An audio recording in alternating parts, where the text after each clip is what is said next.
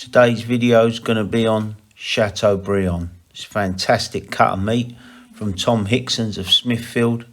I'm going to cook it and serve it with some lovely wild mushrooms and some celeriac mash. Watch on, hope you enjoy. Lovely butt tender or Chateaubriand, as you can see.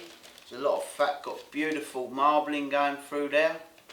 There's a little bit of fat and sinew. I'm going to leave everything on. I'm not going to do. All I did was take a little bit of silver skin off there, really gently, because it shrinks when cooking.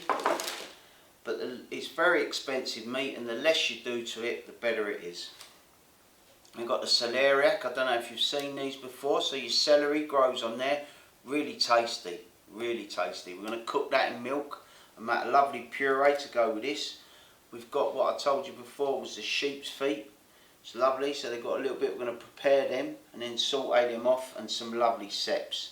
They cut them in half. You can actually find these in the New Forest, but don't pick the wrong ones. Make sure you get a book.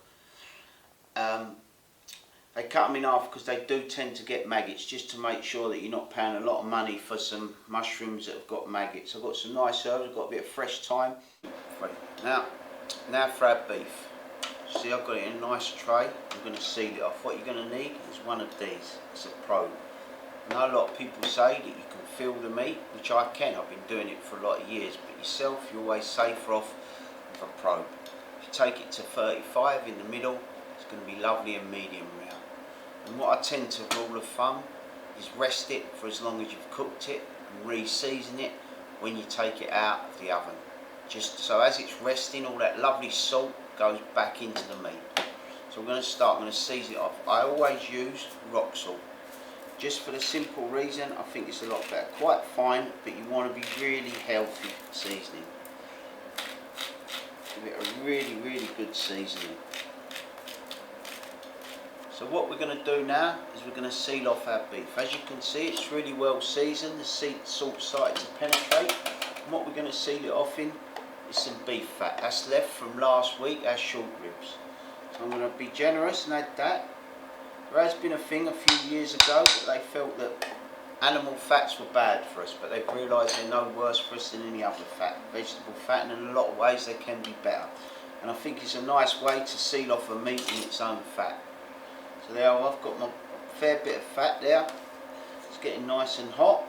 Now I'm going to add my meat. That's the noise you want to hear. That sizzling noise. So now, as you can see, beef's really well sealed off on all sides.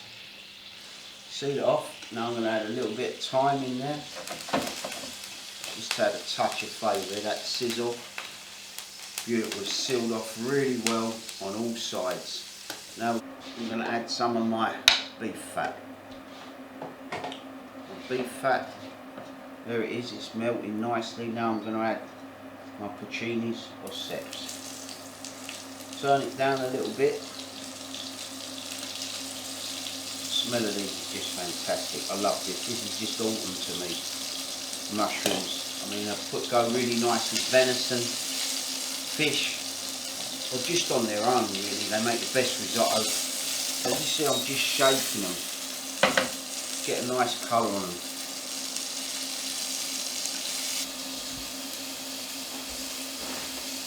Now you can see it sizzling. Beautiful. Singeing, lovely. Now for our pied de mouton. Same story. Bit of fat. Let that fat on again. I'm using the beef fat. It's a lovely flavour. I want that flavour to go all the way through. I'm going to use these, get them in there, beautiful. You may wonder why there's so many more of these than there is of the ceps. Well, I wish there was more of the ceps, but that's all I could get. So again in the pan, nice sizzle, nicely cooked off. As you can see, I've mixed them all together.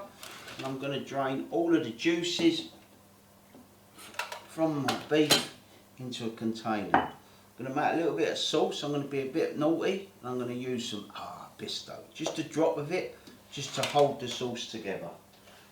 Now to bring it all together.